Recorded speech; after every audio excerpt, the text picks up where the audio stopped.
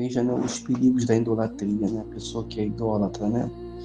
Ela não tem entendimento, né? Quando Paulo chega aqui em Atenas, né, no versículo 16 do capítulo 17, diz assim, ó: enquanto Paulo os esperava em Atenas, o seu espírito se agitava em si mesmo, vendo a cidade tão entregue à idolatria, de sorte que disputava na sinagoga com alguns judeus e religiosos, e todos os dias na praça com os que se apresentavam. E alguns dos filósofos epicureus e estoicos contendiam com ele, e uns diziam: quer dizer que o que quer dizer este tagarela? E outros: parece que é pregador de deuses estranhos, porque lhes anunciava Jesus. Então, você veja que quando a pessoa ela é idólatra, né, ela perde a capacidade de ouvir, né, porque a cidade aqui estava completamente mergulhada na idolatria,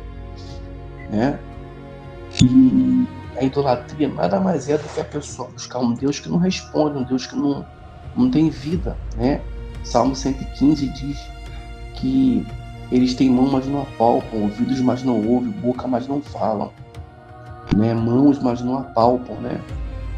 Significa dizer que quando a pessoa tem uma fé idólatra, não há resposta nenhuma para a vida dela, né? E aí, como não há resposta que eu digo, não estou me referindo às conquistas, mas à mudança no interior da pessoa. Então a pessoa fica ali anos e anos seguindo um rito religioso, tradicional, porque herdou do pai, da mãe, dos irmãos, ou porque conheceu aquela religião, e ela deixa de raciocinar e entender que a religião não vai fazer bem para ela. Deus não é religião, porque a religião ela aprisiona, a religião tira a liberdade, a religião, né, ela não deixa a pessoa ter vida interior. E Jesus, quando ele vem sobre a nossa vida, ele não traz uma religião, ele traz uma mudança interior, ele traz libertação no nosso ser, né? Jesus não liberta a gente para que a gente viva presa às gaiolas da religiosidade, mas ele liberta a gente para que a gente possa testemunhar uma mudança, uma transformação no nosso interior. E aqui Paulo estava em Atenas, né, uma cidade extremamente religiosa. E aí, quando Paulo é interrogado pelos gregos, né, pelos cidadãos de Atenas, né, então Paulo diz assim, ó, no versículo 23, porque passando eu e vendo o vosso santuário, achei também um altar em que estava escrito, olha só, o altar dos gregos estava escrito, ó, ao Deus desconhecido. Esse, pois, que vós invocais, não conhecendo, é o que eu vos anuncio. Quer dizer, eles estavam ali anunciando um Deus que eles não conheciam, tinha um altar escrito ao Deus desconhecido, dedicado ao Deus desconhecido, e eles estavam ali servindo, né, a imagens, adorando imagens, criando imagens, né, e servindo a quem eles não conheciam.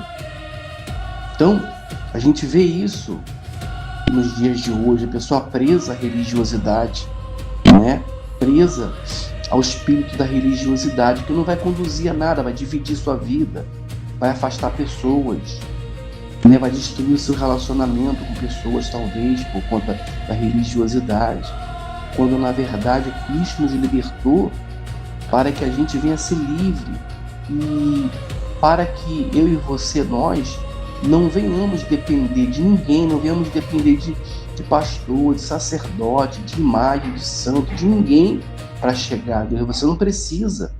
Você tem acesso direto a Deus através de Jesus, pois Jesus, quando foi para a cruz, ele rasgou o santuário para que nós não viéssemos estar presos a intermediários, a ninguém. Mas a pessoa, quando tem uma fé religiosa, né, ela entende que ela tem que buscar intermediários, né, para se comunicar com Deus, uma vez que, se ela buscar esses intermediários, eles vão então interceder por ela, sendo que o próprio Espírito Santo, Jesus fala que é ele quem intercede por nós, né, diante de Deus, o Espírito Santo.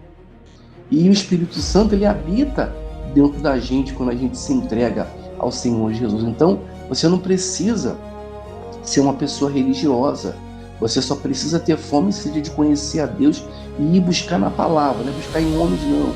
É buscar na palavra, que é o que Paulo está falando aqui. Ó. Vocês estão servindo a Deus que vocês não conhecem. E no próprio altar de vocês está escrito, né? Ao Deus desconhecido. Porque enquanto a pessoa não decide de conhecer a Deus, ela vai viver presa a uma religião, praticando uma doutrina. E isso não vai preencher a sua vida espiritual.